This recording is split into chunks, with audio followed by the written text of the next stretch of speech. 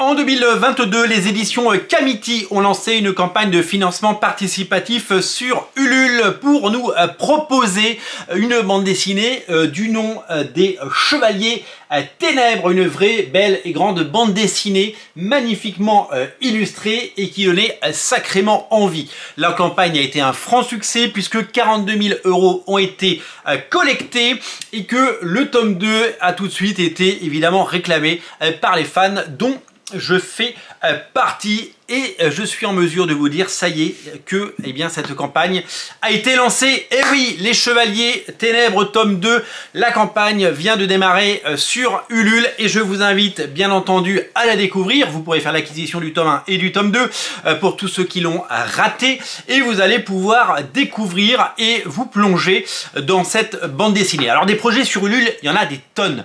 Des projets amateurs, il y en a beaucoup. Des projets de passionnés, il y en a énormément. Mais des projets aussi bien menés et aussi intéressants, aussi bien produits par des professionnels de la bande dessinée, c'est une chose aussi rare que magnifique. Évidemment, je vous parle très régulièrement de toutes les campagnes proposées par nos amis de Comics Initiative. Elles sont quasiment toutes, pour pas dire toutes, parfaites et toutes indispensables. Vraiment, il y a des merveilles chez Comics Initiative, mais chez Kamiti, il y a aussi ce soin et cette volonté de créer des choses magnifiques, des bandes dessinées qui restent, des beaux objets et aussi des grandes histoires. C'est toute la promesse de ces Chevaliers Ténèbres. La bande dessinée donc a connu un premier succès sur Ulule, puisque 42 000 €, c'est assez confortable pour pouvoir créer une bande dessinée, et j'en sais quelque chose.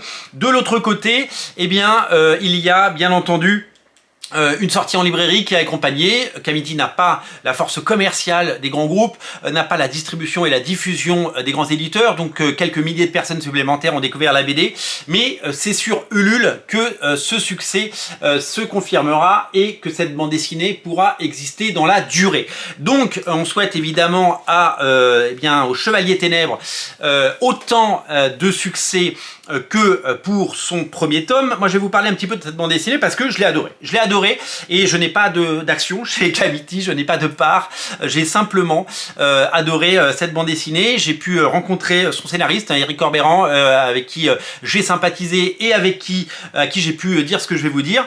Je l'ai trouvé d'un très haut niveau. D'ailleurs, c'est même je lui ai dit, mais cette bande dessinée, elle aurait pu atterrir et elle aurait dû atterrir chez Dargo ou ailleurs, et ils en auraient vendu des dizaines de milliers parce que elle est exceptionnelle. Eh ben tant pis pour les grands éditeurs, c'est l'excellent éditeur Kamiti qui a la chance de l'éditer, et c'est eux qui évidemment vont en tirer un avantage, puisque cette campagne va non seulement permettre de faire un nouveau succès, mais à certains d'entre vous peut-être de découvrir les Chevaliers Ténèbres, faire l'acquisition du tome 1, faire l'acquisition du tome 2 en précommande, puisqu'il arrive évidemment tout bientôt, et ça va évidemment séduire un grand nombre de personnes. Alors, les Chevaliers Ténèbres, c'est quoi? C'est une bande dessinée qui met en scène le seigneur Frégon, qui dans sa forteresse commence à avoir peur puisqu'on lui annonce la venue prochaine des Chevaliers Ténèbres qui vont entrer dans son fief et mettre à feu et à sang son château. Il n'est pas armé pour se défendre, il n'a que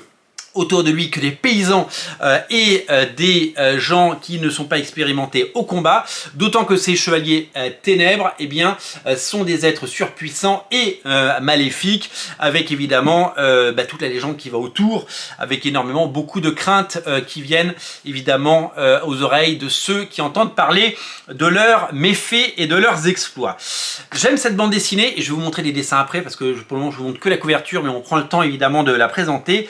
Cette bande dessinée, elle me fait penser évidemment au Seigneur des Anneaux, pour le côté Seigneur des Ténèbres, pour le côté mystérieux et effrayant de ces personnages, de ces chevaliers mystérieux, et de l'effroi qu'ils peuvent évidemment procurer partout où ils passent, où ils brûlent et mettent à sang tout cela. Quand on voit ce genre de page, on pense au Nazgûl, bien entendu, du Seigneur des Anneaux, et c'est vraiment une très très belle source d'inspiration, parce que on retrouve évidemment tout le côté mystérieux et tout le côté imposant de ces personnages qui évidemment sèment la peur et la panique partout où ils vont.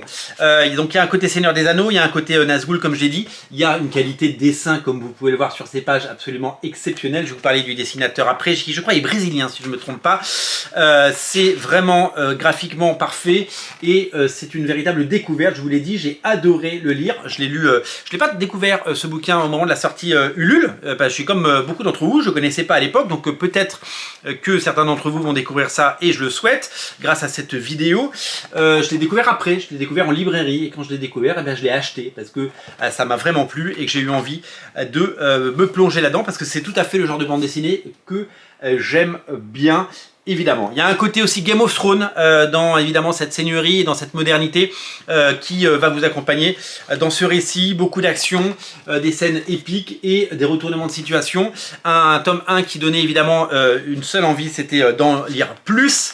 C'était vraiment l'envie. Alors le dessinateur il s'appelle Leno Carvalho donc, et les couleurs sont signées par Giulia Priori. La même équipe pour le tome 1 que pour le tome 2. Et vous allez voir, c'est vraiment une plongée dans tout ce que la bande dessinée peut proposer de meilleur. C'est scénarisé par le légendaire Corbeyran. Corbeyran, c'est évidemment le scénariste du Chant des Striges, qui est certainement sa BD la plus connue, mais il a fait des centaines d'albums, Corbeyran. C'est un artiste, un scénariste absolument prolifique et incroyable, qui a fait des bandes dessinées sous licence comme Assassin's Creed, mais qui a fait énormément beaucoup de choses, comme L'Enfant Démon par exemple. Il a fait L'Enfant Démon qui vient de sortir, et dont on parlera très prochainement sur Radio Comics, puisqu'il faut que je termine de le lire avant de vous le proposer, puisque je l'ai récupéré la semaine dernière. C'est un scénariste qui travaille aussi bien pour les grands éditeurs, les grandes maisons d'édition, que pour ces éditeurs qui sont Comics Initiative ou Kamiti. Vraiment, gros coup de cœur. Si vous aimez ce que je vous conseille, des bonnes BD, et si vous aimez tout ça, je vous invite à découvrir Les Chevaliers des Ténèbres, parce que c'est vraiment un album que je considère être incontournable, et c'est à découvrir. Et puis c'est en plus c'est un éditeur indépendant qu'il faut soutenir. Surtout quand ils font des bonnes BD de qualité, c'est exactement ça. C'est exactement ce qu'on recherche. Alors, vous le trouverez sur Ulule, je vous mets le lien en descriptif de la vidéo, bien entendu. Et ce que je voulais vous dire également, c'est soyez curieux, cliquez dessus. Si vous avez aimé eh bien, le Panthéon que je suis en train de concocter pour vous avec Mika, voilà, je propose très peu de projets en financement participatif parce que je propose des projets qui me plaisent et des choses que j'ai envie de lire sur Ulule, soit chez Comics Initiative là ou chez Kamiti ici. Si vous aimez les conseils que je vous donne, eh bien plongez dedans et n'hésitez pas. Si je peux convaincre 5 d'entre vous, vous êtes 25 000 sur la chaîne, si je peux convaincre 5 ou 10 personnes de mon auditoire à découvrir Les Chevaliers des Ténèbres, eh bien ça voudra dire que on a gagné et que eh bien, vous avez été curieux. Merci à vous d'être aussi nombreux. Soutenez Les Chevaliers des Ténèbres tome 2. Merci d'être aussi nombreux sur Radio Comics. Merci d'être si fidèles. N'oubliez pas de vous abonner et je vous invite à aller cliquer sur Les Chevaliers des Ténèbres tome 2 et de vous laisser tenter par cette formidable découverte. Merci à vous, merci à tous. On se reparle très bientôt les amis. Salut!